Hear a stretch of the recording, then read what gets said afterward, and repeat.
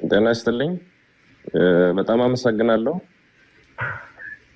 ከመነሻው መልእክቴንም አስተላልፈው በድካምና በጉንፋን ጫና ስር ሆኜ ስለሆነ አንዳንድ ምቾት የሚነሱ ነገሮች ቢፈጠሩ ወይ ቢታዩ ከወዲሁ ይቅርታ ጠይቃለሁ። እጅግ በጣም አመሰግናለሁ።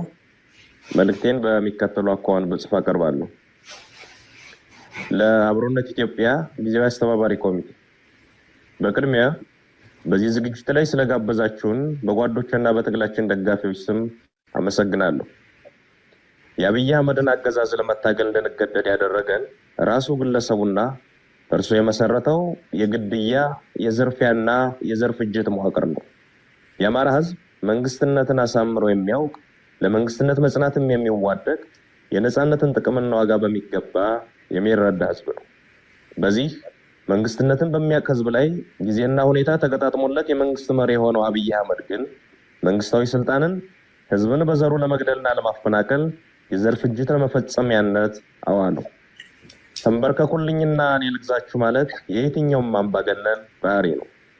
የአብይ የሚለየው ልግደላችሁና ሙቱልኝ፣ ይህንንም ሳደርግ ዝም ብላችሁ ተገደሉልኝ፣ በዘር መርጨስ ፈጃችሁም አትከላከሉኝ ብሎ መነሳቱ ነው። የአማራ ህዝብ ደግሞ አንተ ገዳይ እኛ ሟች አንሆንም ብሎ ብረቱን አንስቷል። ይህ የመጨረሻ ውሳኔ ነው። ከዚያ በፊት ህዝባችን የደም መፋሰስ ሳይመጣ የአብይ አህመድ አገዛዝ የአማራ ህዝብ ላይ የሚያደርሰው በደልና መፈናቀል፣ ጥቃትና ክፋት እንዲያቆም በሁሉም የክልል ዋና ዋና ከተሞች በሰልፍ ጠይቋል። በወቅቱ ህዝቡ በሰላማዊ ሰልፍ ጭምር አትግደሉኝና አታፈናቅሉኝ ብሎ ሲማጸን ራሱ አብይ የሰጠው መልስ እናንተ ጩኸታሞች የሚል ነበር። ቆይቶም የአማራን ህዝብ በብዙ ጸያፍ ቃላት መዝለፍ ጀመረ።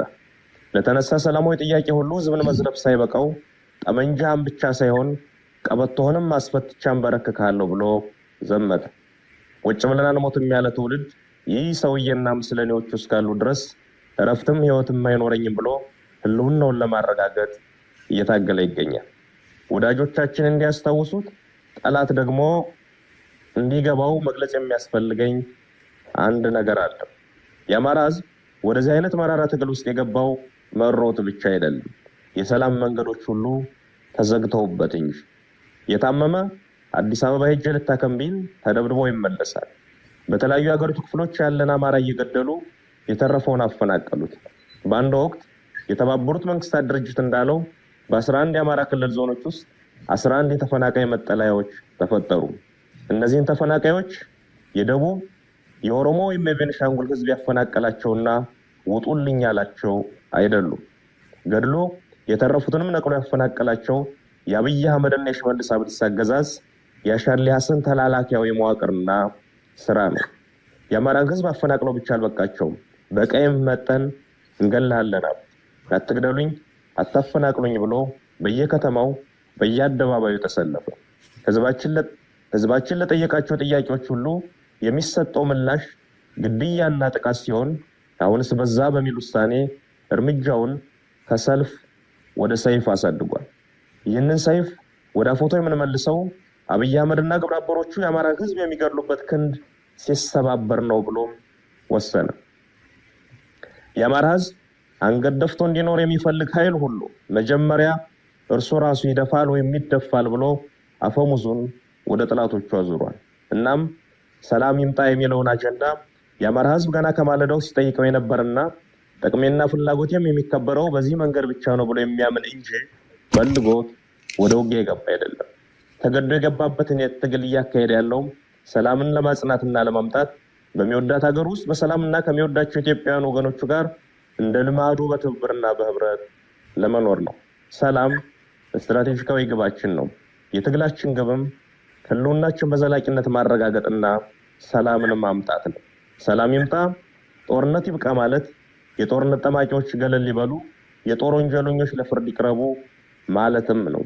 የአማራ ህዝብም ሆነ የመላ ኢትዮጵያውያን ጠላትና በፈረቃም በጅምላም እየገደለ ሰላም የነሳን ሐኪሙም ወዛደሩም ነጋዴውም አርሶ አደሩም ሰርተው እንዳይኖሩ ያደረገው የአብይ አህመድ ገዳይ መንፈስ ነው። ይህ ገዳይ መንፈስ ሰላምን አይፈቅድም። መንግስትነትና መንግስታዊ ስልጣን እጅግ ጥንቃቄ የሚፈልግና ብቃትንም ግድ የሚል ቢሆንም የአብይ ገዳይ መንፈስ ግን መንግስትነቱን ለማሳየት የሚጥረው የመግደል አቅሙን በማስፋትና በማብዛት ነው።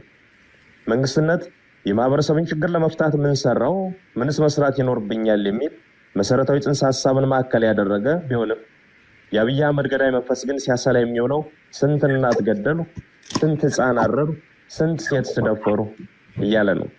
የሀገር ልማት አቁሜ በ10 ቢሊዮን ዶላር እዋጋለሁ፣ ሺህ ዓመት እዋጋለሁ ሲል ያልሰማው ኢትዮጵያዊ የለም። ይህ ገዳይ መንፈስ አሁን ወይም የአማራ ህዝብ አስገዳጅ ሁኔታ ውስጥ ገብቶ ትጥቅ ትግል ማድረግ ከጀመረ ጊዜ አንስቶ የመጣ አይደለም። ገና ስልጣን ከያዘበት ሰሞን ጀምሮ ሲናገረው የነበረ ሆኖም በብዙ ተስፈኛ እምነቶች ምክንያት የተሸፈነለት የሚያንቀሸቅሽ ደም የመፍሰስ ግብና ግብር የነበረው ሰው ነው። አብይ አቅም የሌለው አገር መምራት የማይችል ድውይ ሰው መሆኑን ማንኛውም ተራ ኢትዮጵያዊ የተስማማበት ወቅት ላይ እንገኛለን።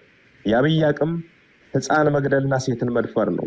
የአብይ አቅም ቤተመንግስት ቁጭ ብሎ ከ500 እና 800 ኪሎ ሜትር ላይ ሰው አልባ ድሮን በመተኮስ አራስ መግደል፣ መምህርና ተማሪ መጨፍጨፍ ነው። የአብይ አቅም የድሃ ልጅ እያስገደዱ ወደ ጦር ሜዳ እየላኩ መማገር ነው። አብይ 1 ግራም ፖለቲካዊ እውቀትና እንጥፍጣፊ ወታደራዊ ችሎታ የሌለው ሰው መሆኑን ለማወቅ ባለፉት ዓመታት ያካሄዳቸውን ጦርነቶች ኦዲት ማድረግ በቂ ነው።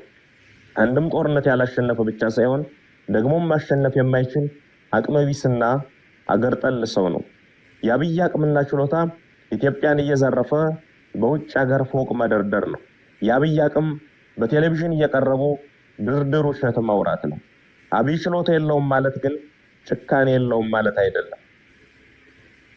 ጭካኔውን ልጆቻቸው በወታደሮች እንዲደፈሩ ትዕዛዝ ሲሰጥ የሰሙ እናቶች፣ ወንድሟ አጠገቧ ሲረሽን ያስተዋለች እህት፣ በድሮን ሙሉ ቤተሰቡን ያጣ ቤተዘመድ፣ በመድፍ ቤተክርስቲያኑና መስጂዱ የወደመበት ምዕመን ብቻ ሳይሆን የትኛውም የገጠርና የከተማ ሰው አይቶታል። ይህ ሰው የሚመራው አገዛዝና ለእርሱ ታዛዥ ሆነው የተሰየሙ የሰላም ጸሮችን ሁሉ መመንጠርና የጋራ ሀገር እውነተኛ እኩልነትና ነፃነት የሰፈነበት ኢትዮጵያን መፍጠር፣ አንዱ ገዳይ ሌላው ሟች ሳይሆን ሁላችንም ነዋሪ የምንሆንባትን ሀገር መመስረት የዚህ ትውልድ ታሪካዊ ኃላፊነት ሆኗል። የአማራ ህዝብ ይህንን ትግል የሚያደርገው ጦርነትን ለማቆምና ሰላምን ለማምጣት እውነተኛ ፍትህ በማስፈን የእልቂትን ምዕራፍ ለመቋጨት ነው። የአብይ አቅም መግደል ነውና የመግደያ በትሮቹን አስጥሎ ህዝብ በሌሊትም በተኛበት ቀንም በዋለበት እገደላለሁ የማይልበትን ሁኔታ ለመፍጠር ነው። በዚህ አገዛዝ ያልተገደለና ያልተበደለ ህዝብ የለም ብለን እናምናለን። ከዚህ በኋላ ባለችው ኢትዮጵያ ውስጥም አንዱ ተንበርካኪ ሌላው አንበርካኪ የሚሆንበት መንገድ መኖር የለበትም ብለንም እናምናለን። ሰዎችም በሙያቸው፣ በማንነታቸው፣ በሃይማኖታቸውም፣ በጾታቸውም በፈረቃና በተናጠል የሚገድለው የሚያስረውና የሚያፈናቅለው የአብይ አህመድና የምስለኔዎቹ ስብስብ በስልጣን ላይ እስካለ ድረስም የትኛውም ህዝብ ሰላም ያገኛል ማለት አይቻልም። እንደዛም አናምንም። በመሆኑም የጎንዮሽ አለመግባባቶችን እየፈታን ዋናው የሰላማችን እጦት ዘበኛ የሆነውን አገዛዝ ለማስወገድ በሁሉም አይነት መንገድ መናበብና መነጋገር ያለብን ወቅት ላይ እንደምንገኝ ማስታወስ ያስፈልገናል።